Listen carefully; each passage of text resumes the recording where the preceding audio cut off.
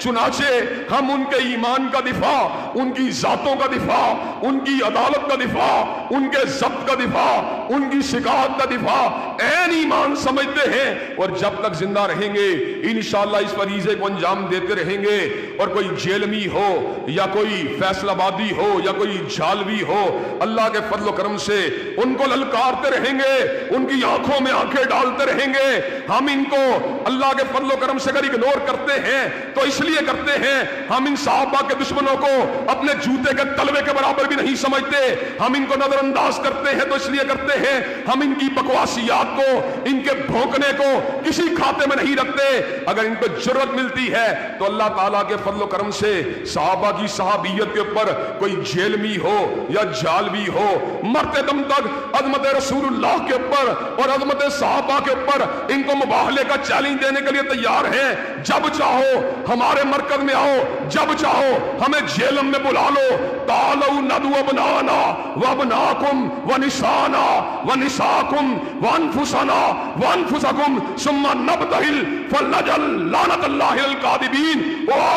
ہمیں ہم تمہیں زندگی کے آخری سانس تک مباہلے کا چیلنج دیتے ہیں۔ جو صحابہ پہ تبرہ کرنے والا، وہ اس کا ایمان، اس کو اپنے ایمان کی فکر کرنی چاہیے۔ جو صحابہ کے ایمان کی تنقیص کرنے والا، اس کو اپنے ایمان کا جائزہ لینا چاہیے۔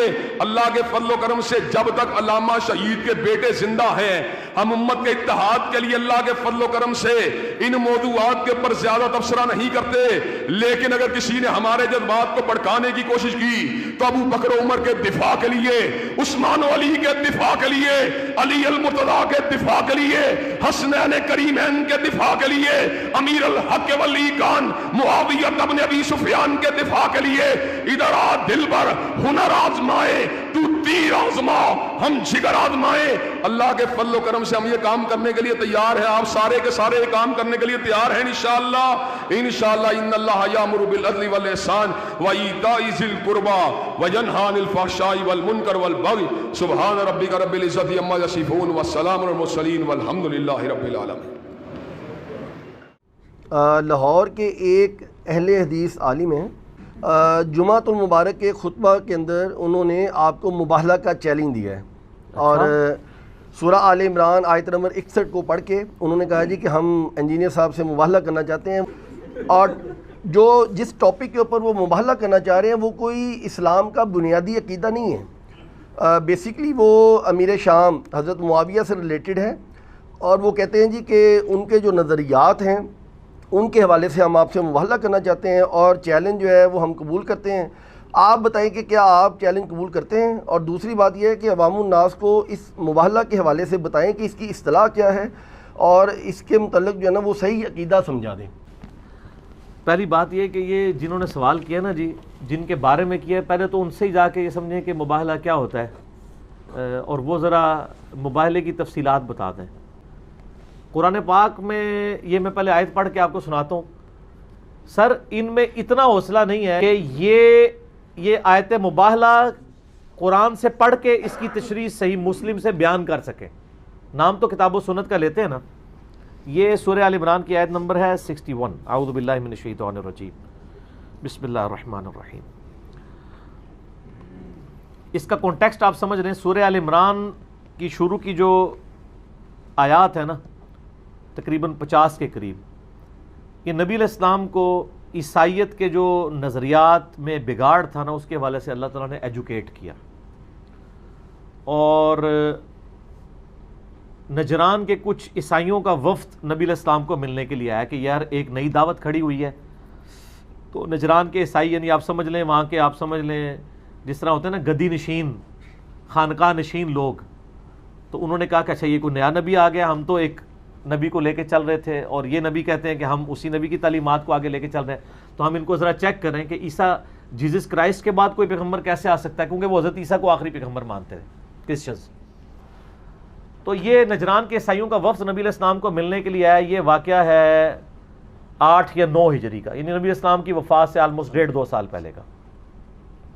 تو اس وقت نبی علیہ السلام کو اللہ تعالیٰ نے ایجوکیٹ کیا عیسائیوں کے غلط نظریات سے ریلیٹڈ، تو سورہ آل عمران نازل ہوئی۔ الٹیمیٹلی آپ علیہ السلام نے حق جو ہے وہ ان ایمبیگوس کر کے، غیر مبہم کر کے عیسائیوں کے اوپر واضح کر دیا. اس کے باوجود جب وہ حق قبول کرنے کے لیے تیار نہیں ہو رہے تھے نا، تو نبی کو تو چونکہ اللہ نے منوانا ہے، وہ دنیا پہ اللہ کا ریپریزنٹیٹو ہے. میں اللہ کا ریپریزنٹیٹو نہیں ہوں، میں تو نبی علیہ السلام کا ادنا سا ڈاکیا ہوں. مجھے ماننا نہ ماننا دین کا کوئی حصہ نہیں. نبی کو چونکہ اللہ نے منوانا ہوتا ہے، لہذا نبی یہ دعویٰ کر سکتا ہے کہ میں نے حق کا حق ہونا واضح کر دیا ہے لوگوں کے اوپر. تو نبی علیہ السلام نے کو اللہ نے حکم دیا کہ اب اس طرح کریں، الحق من ربک فلا تکن من الممترین. اے نبی علیہ السلام آپ کے پاس حق آ چکا ہے. حضرت عیسیٰ علیہ السلام کے بارے میں کانٹیکسٹ میں یہ آیات چل رہی ہیں، یہ حق ہے، اب آپ نے شک میں نہیں پڑنا. اور آیت نمبر 61 ساتھ ہی، فمن حاجک فی، اگر اس کے باوجود آپ سے جھگڑا کریں یہ کرسچنز، من بعد ما جاءک من العلم، کہ آپ کے پاس العلم قرآن کی شکل میں آ چکا ہے کہ عیسیٰ ابن مریم اللہ کے بیٹے نہیں بلکہ وہ اللہ کے بندے ہیں، اس کے باوجود یہ آپ سے جھگڑا کریں، فقل، تو ان سے فرماؤ، تعالوا، آ جاؤ، ندعو ابناءنا و ابناءکم، ہم بھی اپنے بیٹوں کو لے آتے ہیں اور تم بھی اپنے بیٹوں کو لے آؤ، ونساءنا و نساءکم، ہم بھی اپنی عورتوں کو لے آتے ہیں تم بھی اپنی عورتوں کو لے آؤ، وانفسنا و انفسکم، ہم خود بھی آ جاتے ہیں تم بھی آ جاؤ، ثم نبتہل، یہ وہی مباہلہ، اس کے بعد ہم گڑ گڑا کے اللہ کے حضور دعا کرتے ہیں، فنجعل لعنت اللہ علی الکاذبین، کہ جو بھی جھوٹا ہے اس پہ اسی وقت اللہ تعالیٰ کی لعنت نازل ہو، یعنی تباہ و برباد ہو جائے. اسے کہتے ہیں مباہلہ. اس کی ڈیٹیلز آتی ہیں صحیح مسلم کے اندر کہ جب یہ آیات نازل ہوئیں جس میں کہا گیا تم بھی آ جاؤ، اپنے بیٹوں کو عورتوں کو لے آؤ اور ہم بھی لے آتے ہیں، تو نبی علیہ السلام اپنے کن بیٹوں کو اور کن عورتوں کو لے کے گئے، اس کی ڈیٹیلز آتی ہیں صحیح مسلم کے اندر. لیکن وہ حدیث اتنی دردناک ہے کہ یہ وہ حدیث بھی پوری نہیں بیان کر سکتے، اس کا آخری حصہ ہی بیان کرتے ہیں. وہ حدیث حضرت سیدنا سعد ابن ابی وقاص سے ہے اور ساری اس ریسرچ پیپر میں نے ڈالی ہوئی ہے، اس میں 40 نمبر کے اوپر ہے. پہلے میں وہ حصہ بیان کرتا ہوں جو علماء بیان کرتے ہیں، پھر پوری حدیث بعد میں. سعد ابن ابی وقاص کہتے ہیں کہ جب قرآن کی آیت نازل ہوئی سورہ آل عمران آیت نمبر 61 جو میں نے پڑھی، تو رسول اللہ صلی اللہ علیہ وآلہ وسلم نے سیدنا علی، سیدہ فاطمہ، سیدنا حسن، سیدنا حسین علیہم السلام اجمعین کو بلایا اور پھر اللہ کے حضور عرض کی، اللہم ہؤلاء اہل بیتی، اے اللہ یہ میرے اہل بیت ہیں. ٹھیک ہے جی. لیکن وہ عیسائی بھاگ گئے، حالانکہ سیدنا حسن حسین کتنی عمر تھی؟ 5-7 سال. باقی نبی علیہ السلام کی 3 بیٹیاں فوت ہو چکی تھیں، ایک ہی بیٹی اس وقت زندہ تھی، سیدہ فاطمہ. قرآن میں آیا تھا اپنے بیٹوں کو لے آؤ، عورتوں کو لے آؤ. تو بیٹوں میں تو سمجھ آتا ہے حسن و حسین چلے گئے، بیٹی کو لانے کا تو نہیں کہا تھا، تو سیدہ فاطمہ کیوں گئی؟ اور عورتوں کو اگر کہا تھا تو عورتوں میں تو پہلی چیز بیوی ہے، تو نبی علیہ السلام کی 9 بیویاں تو اس وقت تھیں، جن میں سیدہ عائشہ حفصہ بھی شامل تھی. کسی کو نہیں ساتھ لے کے گئے. تو یہ پھر اہل بیت کون سے ہیں جن کو مباہلے کے لیے لے گئے؟ بیٹے کون گئے؟ حسن و حسین اور علی. علی بھی بیٹوں کی جگہ ہی تھے نا، نبی علیہ السلام نے پرورش کی ہوئی تھی، داماد بھی تھے. اور عورت میں کون؟ صرف ایک عورت، سیدہ فاطمہ، بیوی نہیں ساتھ لے کے گئے. تو میں نے کہا ان میں یہ بھی شرم و حیا نہیں ہے کہ یہ آیت مبالغہ جو ہمیں مبالغے کرتے ہیں نا، یعنی آل امیہ کو بچانے کے لیے، یہ مبالغے والی آیات اور حدیث بیان نہیں کر سکتے، یہ تو ان کے گاٹے فٹ ہو جائیں گی. ٹھیک ہے نا. باقی رہ گیا یعنی مناظرے اور مجادلوں کے چیلنج، یہ اپنے پاس رکھیں آپ. ہمارا مقدمہ عوام الناس کی عدالت میں ہے. جب کسی کے پاس علمی دلائل ختم ہو جائیں تو پھر اس قسم کی باتیں وہ کرتا ہے. آپ بہتر یہ ہے کہ یہ مباہلوں کے چیلنج ان لوگوں کو دیں جن کا عقیدہ توحید کے حوالے سے آپ کا اختلاف ہے، کیونکہ آل امیہ کا دفاع بڑا ایشو ہے یا عقیدہ توحید بڑا ایشو ہے؟ عقیدہ توحید. تو سر جو لوگ پاکستان میں کروڑوں لوگ ہیں اور ان کے ہزاروں علماء ہیں جو توحید کا جنازہ نکالنے کی کوشش کر رہے ہیں اپنے زوم میں شیطان کے ہتھے چڑھ کے، ان کو کیوں نہیں مباہلوں کے چیلنج کرتے؟ اور وہ تو تیار بیٹھے ہیں مباہلے کرنے کے لیے. وہ تو وہ ہیں جو مناظروں کے لیے تیار ہیں، مجادلوں کے لیے تیار ہیں، مباہلوں کے لیے تیار ہیں. ان کے آپ مبالغے قبول کریں نا, ہمیں کوئی چیلنج دے رہے ہیں؟ ہم تو مبالغے کو سمجھتے ہی حرام ہے, اور جو حلال اور ثواب کا کام سمجھتے ہیں یعنی اہل حدیث اور ان کے مخالفین, آپ آپس میں کریں, ہمارا تو آپ کے ساتھ لینا دینا ہی نہیں ہے. اس قسم کے چیلنج کرنے کا فائدہ نہیں ہے. یہ میں نے ویڈیو خود نہیں دیکھی, لیکن جن بھائیوں نے سکھا علماء نے دیکھی, انہوں نے مجھے بتایا کہ اس طرح. یہ تو بات یہ کہ وہ خود کریں آپس میں, اور مہربانی کر کے نا ایک جمعہ آیت مباہلہ کے اوپر پڑھا دیں, اور صحیح مسلم سے یہ حدیث بیان کر دیں جو میں نے بیان کی ہے. یہ صحیح مسلم میں حدیث ہے, انٹرنیشنل نمبر کے مطابق 6220 دارالاسلام کی کنٹینیوس نمبرنگ کے مطابق. اگر اب آپ میں ہمت ہے تو میں وہ حدیث بیان کر دیتا ہوں. اسی پہ ہم اپنی گفتگو کنکلوڈ کرتے ہیں, کیونکہ اذان مغرب کا بھی ٹائم قریب آ چکا ہے. صحیح مسلم میں حدیث ہے کہ سیدنا عامر بن سعد بن ابی وقاص اپنے والد سیدنا سعد ابن ابی وقاص جو عشرہ مبشرہ میں سے ہیں, ان سے بیان کرتے ہیں کہ حضرت معاویہ رضی اللہ تعالیٰ عنہ نے سیدنا سعد ابن ابی وقاص کو حکم دیا, امر معاویہ. تو حضرت معاویہ نے ان سے پوچھا, آپ کو علی ابن ابی طالب کو گالی دینے سے کس بات نے روک رکھا ہے؟ استغفر اللہ. اچھا اب دیکھیں, ادھر ہی انجینئرنگ شروع کر دیتے ہیں, لیکن انجینئر تو ہے نہیں ہے نا, ان کا کام ہی نہیں ہے, کیسے کریں؟ جب ہم کہتے ہیں کہ جی یہ امیر شام نے حکم دیا تھا حضرت علی پہ سب و شتم کرنے کا, وہ کہتے ہیں نہیں جی اس میں تو صرف ہے حکم دیا اور انہوں نے انکار کیا. تو انکار کس چیز کا ہوتا ہے؟ جس چیز کا حکم دیا جاتا ہے. انکار کیا تو حضرت معاویہ نے پوچھا تمہیں کون سی چیز روکتی ہے کہ علی پہ سب نہیں کرتے؟ اس میں انہوں نے نئی کہانی آج کل نکالی, وہ سب سے مراد تنقید ہے. اچھا اس کا مطلب ہے کہ خلیفہ راشد پہ تنقید کروانا کس کی سنت ہے؟ آل شام, آل امیہ کی, اہل الشام کی. تو صحابہ کے پھر گستاخ کون ہوئے؟ وہ لوگ ہوئے. ظاہر ہے امیر شام جو صحابہ پہ خلیفہ راشد پہ تنقید کرواتے تھے. اگر ہلکا معنی بھی مان لیا جائے, اور ویسے یہ کہانی ہے, یہ تنقید نہیں ہوتی تھی.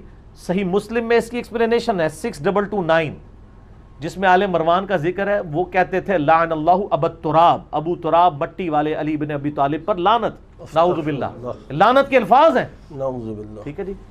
تو یہ ایک علیحدہ ٹاپک ہے, پھر میں اور طرف چل پڑوں گا, آپ سرچ پیپر میں پڑھ لیجئے گا. میں تو 1 گھنٹہ اس پہ بول سکتا ہوں. اسی پہ آئیں تو سیدنا سعد ابن وقاص نے کہا میں ہرگز کبھی بھی علی کو گالی نہیں دوں گا, کیونکہ 3 باتیں ایسی ہیں جو سیدنا علی کے لیے رسول اللہ سے میں نے خود سن رکھی ہیں صلی اللہ علیہ وآلہ وسلم, اور اگر ان 3 میں سے مجھے ایک بھی مل جائے تو مجھے سرخ اونٹوں سے بڑھ کر عزیز ہے.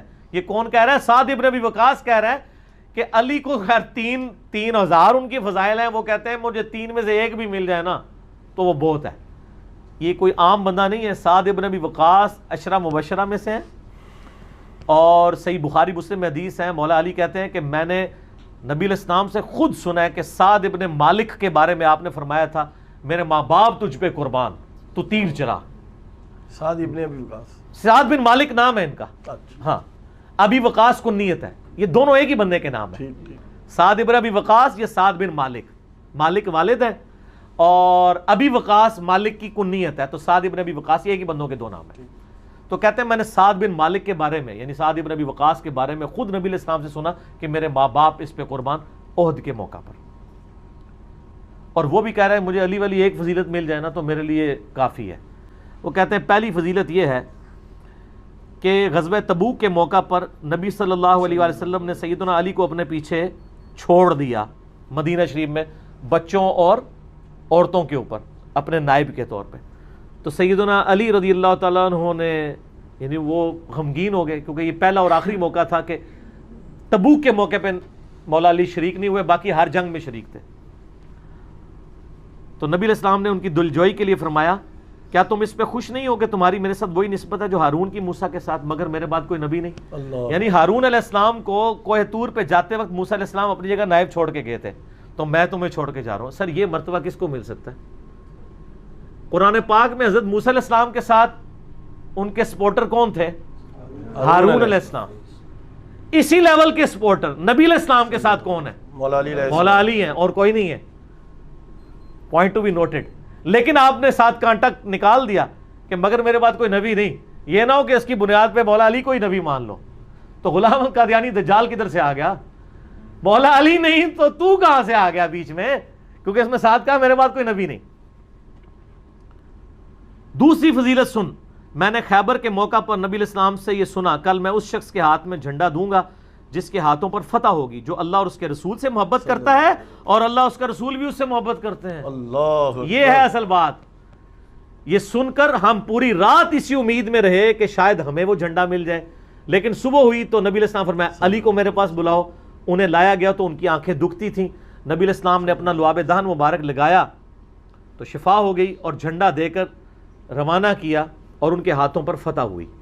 اور تیسری فضیلت یہ ہے کہ جب عیسائی پادریوں کو مباہلے کا چیلنج دیا گیا اور قرآن کی آیت سورہ ال عمران 61 نمبر نازل ہوئی تو نبی صلی اللہ علیہ وآلہ وسلم سیدنا علی، فاطمہ، حسن و حسین علیہ السلام کو لے کر گئے اور کہا اللہ یہ میرے اہل بیت ہیں. یہ آخری حصہ ہے سر. یہ 3 فضائل امیر شام کو سنائے. سعد ابن ابی وقاص نے یہ بات منوانے کے لیے کہ میں حضرت علی پہ لعنت نہیں کروں گا، میں ان پہ سب و شتم نہیں کروں گا. اچھا، اس کی بھی انہوں نے انجین نہیں کیا. حالانکہ ابن تیمیہ کتنا بڑا مخالف ہے شیعہ کا.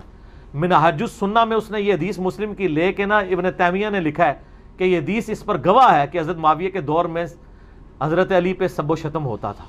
اللہ، میں نے تو کئی ایک روایتیں یہاں نقل کی ہیں، ابن تیمیہ بھی مانتا ہے. ٹھیک ہے نا جی. وہ کہتے ہیں کہ جی اس کی پھر انہوں نے مزید وہ کہتے ہیں جی حضرت معاویہ کے دور میں ہوتا تھا لیکن ان کے حکم سے نہیں ہوتا تھا، نہ ان کی اجازت سے ہوتا تھا. اور کہتے ہیں اس میں تو وہ پوچھ رہے تھے کہ جی آپ مجھے حضرت علی کے فضائل بتائیں کہ لوگ تو حضرت علی کو برا کہتے ہیں، آپ کیوں نہیں کہتے تاکہ میں بھی ان کی تعریف کروں. ایڈی لمبی کہانی. تو وہ کیا کہہ رہے ہیں کہ میں کبھی بھی نہیں کہوں گا کیونکہ 3 باتیں میں نے سنی ہیں. یہ کہانی ان کی کیسے فیل ہوتی ہے؟ وہ تو الفاظ میں ہی نہیں فٹ ان بیٹھتی. اس میں الفاظ ہیں امر معاویہ، معاویہ نے حکم دیا کہ کرو. تو کرنے کا حکم کیوں دے رہے تھے اگر وہ بچ رہے تھے ان کاموں سے خود؟ اب مزے کی بات ہے اسی حدیث کا ایک طریق ہے سنن نسائی الکبریٰ کے اندر، جو خصائص علی والا چیپٹر ہے امام نسائی نے لکھا ہے نا سنن نسائی الکبریٰ میں، انٹرنیشنل نمبر کے مطابق 8439. اس میں الفاظ ہیں کہ یہ پوری حدیث یہی ہے، اینڈ پہ الفاظ ہیں کہ عامر بن سعد بن ابی وقاص، سعد بن ابی وقاص کا بیٹا کہتا ہے کہ جب میرے باپ نے یہ 3 فضائل بیان کیے نا حضرت معاویہ کے سامنے، تو حضرت معاویہ جتنے دن مدینہ شریف رہے حضرت علی کے خلاف ایک جملہ بھی اپنی زبان سے نہیں نکالا. تو اس نے بتا دیا کہ وہ حضرت علی کے خلاف ہی بول رہے تھے. ایک حدیث سے دوسرے کی تشریح ہو جاتی ہے نا. ٹھیک ہے نا. اور یہ حدیث شیخ غلام مصطفیٰ ظہیر حفظہ اللہ تعالی من الجنت والناس، ان کی تحکیم کے ساتھ جو خصائص علی چھپی ہوئی ہے ہمارے جیلم بک کارنر سے، اس میں باقاعدہ انہوں نے اس حدیث کے اوپر تحکیم لگائی ہوئی ہے. ٹھیک، اور میں نے یہ ساری حدیثیں ڈالی ہوئی ہیں.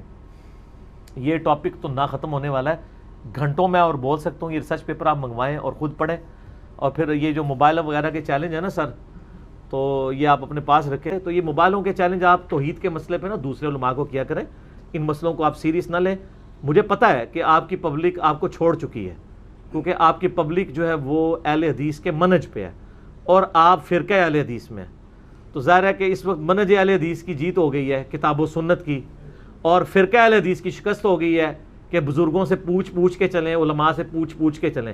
وہ کہتے ہیں جی ہم علماء سے پوچھ کے چلے ہوتے تو ہم حنفی علماء سے اگر پوچھے تو پوری زندگی میں رفع الیدین نہ شروع کرنے دیتے. ہم تو بخاری مسلم پڑھ کے ہم نے رفع الیدین شروع کیا ہے. تو اگر آپ بخاری مسلم میں آل امیہ کی بدماشیوں کے اوپر اور اہل بیت کی شان میں، مولا علی کی شان میں حدیثیں آئیں گی تو اب ہم ان کو چھوڑیں گے تو نہیں. ہم رفع الیدین کی حدیثیں بھی مانیں گے اور اہل بیت کی شان میں بھی مانیں گے، چاہے آپ ہمیں کہتے رہے جو مرضی. ہم جھوم کے کہیں گے کہ نہ میں وابی نہ میں بابی، میں ہوں مسلم علمی کتابی. ٹھیک ہو گیا جی. اللہ تعالیٰ سے دعا ہے جو حق بات میں نے کہی اللہ تعالیٰ ہمارے دلوں میں راسخ فرمائے. آمین. اگر جذبات میں میرے منہ سے کوئی غلط بات نکل گئی تو اللہ تعالیٰ ہمارے دلوں سے معاف کر دے. آمین. ہمیں کتاب و سنت کی تعلیمات پر عمل کر کے دوسرے بھائیوں تک پہنچانے کی توفیق عطا فرمائے. اللہم صلی علی محمد وعلی آل محمد کما صلیت علی ابراہیم وعلی آل ابراہیم انک حمید مجید. اللہم بارک علی محمد وعلی آل محمد کما بارکت علی ابراہیم وعلی آل ابراہیم انک حمید مجید. سبحانک اللہم وبحمدک اشہد ان لا الہ الا انت استغفرک واتوب الیک وما علینا الا البلاغ المبین. آمین. جزاکم اللہ خیرا.